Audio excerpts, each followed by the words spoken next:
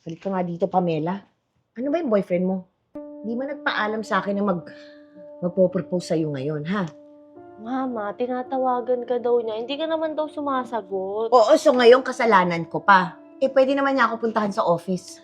Sorry na, ma. Huwag ka nang magalit yung wrinkles mo. Ay, tigil-tigilan mo ako, di ako natutuwa sa'yo. Sorry na, ma. Huwag ka nang magalit, please. Ako, hindi lang talaga kita mahal. Ako talaga, Pamela. Alam ko namang love mo ko eh. Pero ma, may isa pa pala akong request. Ay, naku. Alam ko na yung request mo. Okay lang po ba, ma? Kahit yun na po yung gift niyo sa akin sa kasal ko. Sige na. Di tawagan mo. Tapos, di sabihin mo sa kanya na gusto mo siya ang maghatid sa'yo sa altar. Talaga ba? Payag ka na? Tawagan pa si Papa? May magagawa ba ako? Thank you talaga, ma. Sige, tatawagan ko lang si Papa. Hello, Papa! Oh, my baby loves.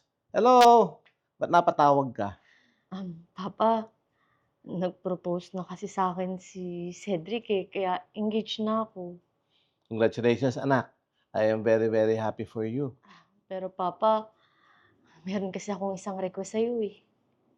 Ano kaya yon, baby loves? O sige, pero para siyempre, mahal na mahal kita eh. Ano ba yun? Papa, gusto ko kasi ikaw yung maghatid sa akin sa kasal ko. Pumayag na din naman si Mama. Talaga ah. Umayag mama mo na magkikita kami uli? Yes, Papa, pumayag siya. Parang say na to pa. O sige, sige anak. Makasign na nga ito. Sige, uuwi ako dyan. Siguro baka next week. Okay, Papa. See you. Love you. Bye anak. Love you. Babe, kumusta?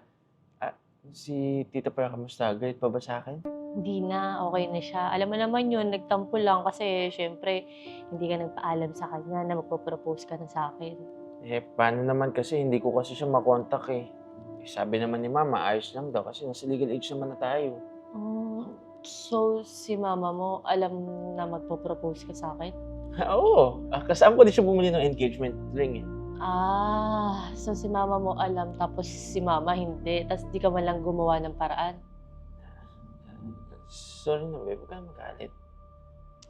Ay, wala naman ako magagawa eh. Tapos na eh. So, ano na pala yung plan natin sa wedding? Meron pala akong contact ng wedding planner. Ganun ba babe? Si Mama kasi may nakausap na din na wedding planner. Actually, nakaschedule na din eh. Pupuntahan natin siya ngayong araw. Cedric Villanueva. Sino ba talaga yung ikakasal? Tayo o kayo ng mama mo? Huwag kang magalit. Si Mama naman, gusto niya lang naman kung ano yung best para sa ating dalawa. Lalong-lalo na para sa'yo kasi babae ka. Alam niya na pinakamahalagang araw sa'yo yung kasal na yun bilang babae. Yun naman pala eh. Pwede bang tayo na lang yung mag-plan? Huwag na natin isama yung mama mo. Baby loves, ano naman gusto lang naman maging memorable ni Mama yung kasal natin. Huwag ka na ganito na lang. Puntahan natin yung wedding planner ngayon, tapos kapag hindi mo nagustuhan, edi puntahan natin yung gusto mo. Okay, sige. Pero yun sa wedding gown ko dapat ako yung magdidesisyon nun kung ano yung susuot ko at kung saan tayo bibili.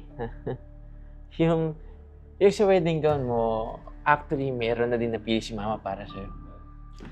Ano? Pati ba naman yun? Siguro kayo na lang magpakasal ng mama mo.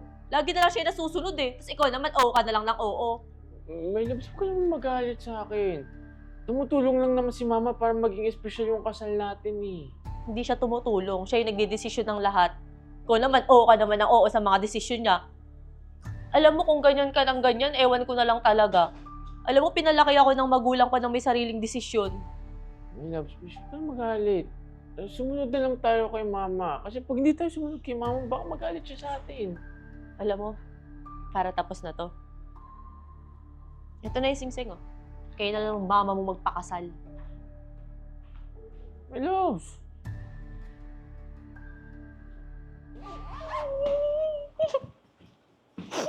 Oh!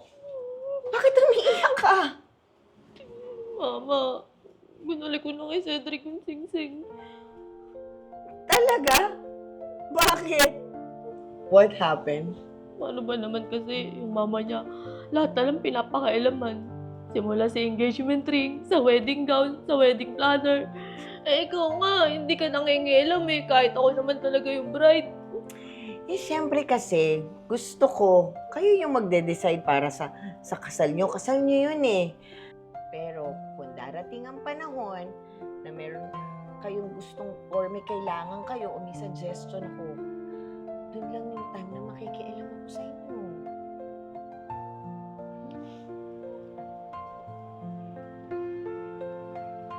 Dumating na panahon. Andito na ako, baby loves. My loves.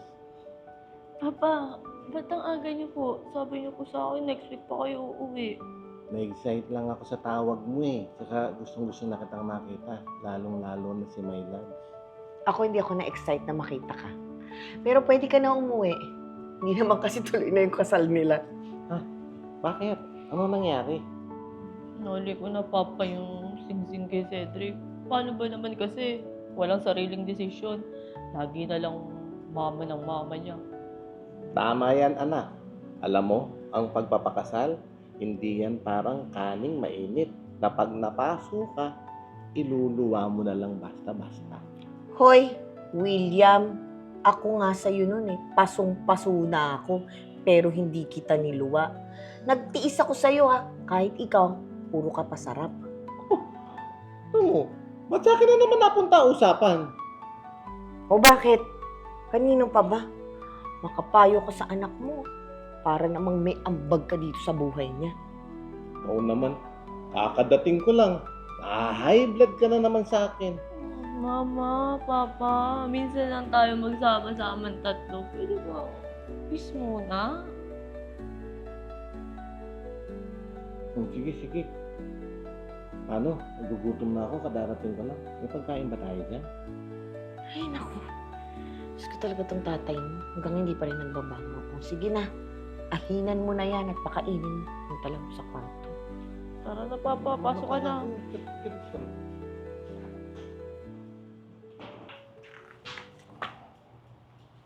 Beth, my loves.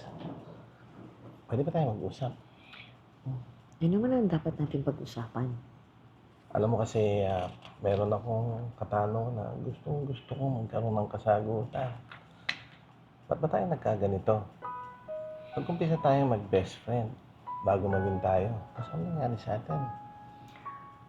Ano kasi siguro, William, napagod ako sa'yo noon. Pag-iintindi ko sa'yo na nakalimutan ko na intindihin yung sarili ko.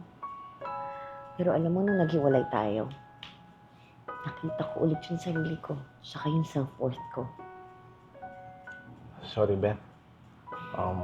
Siguro, masanay lang ako na nung mag-best friend pa tayo, ikaw ang laging umiintindi sa akin.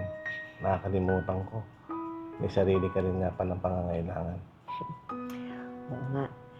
Pero alam mo, feeling ko mas okay naman tayong ganito eh. Saka, I could never see myself naman with somebody else pa. Alam mo, tama ka nga siguro. Kahit ako naman na-realize ko, mas okay tayo maging soulmates. Kasi, meron tayong baby loves na nagko-connect sa atin dalawa. Tama ka dyan. Kahit magkahiwalay tayo, we're soulmates and friends forever. Tama. Parang namang ang seryoso ng usapan ng mga loves ko. Ano ba? Nagkabalikan na ba kayo? Ay, naku anak, hindi. Pero, okay na kaming ganito. Friends and papa mo. Tama, anak. Soulmates kami ng mama mo. Forever. Saka, loves ka naman talaga namin. Tama. Kayong dalawa. Loves ko naman din kayo eh. Kaya nga kahit hiwalay na kayo, di ba? Salamat kasi nandiyan pa rin kayong dalawa para sa akin. Of Loves ko. Ay, naku kayo. O tumigil na. Kayo talaga. Mama mo talaga pakipot lagi.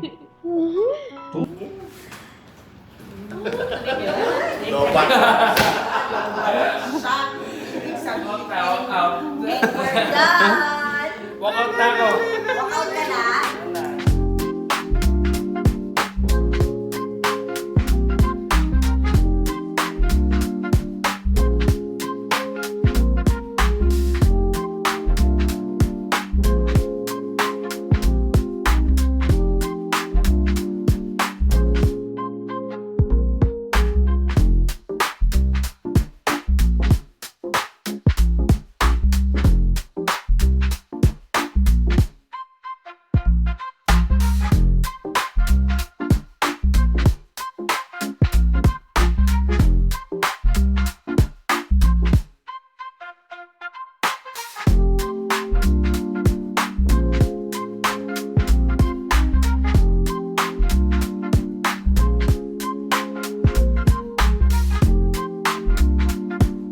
Hi guys! I'm Ea Aison. Stay connected and don't miss out on our new content. Subscribe to our YouTube channel, follow us on Facebook and TikTok. Watch out for our exclusive events solely for our YouTube membership. With the crazy ones, life never gets old. Yay! Oh yeah, so wherever we go, the story's told. The crazy ones, life never gets old. Let's go, living this life, feeling it in our soul. The crazy ones, yeah, let's roll.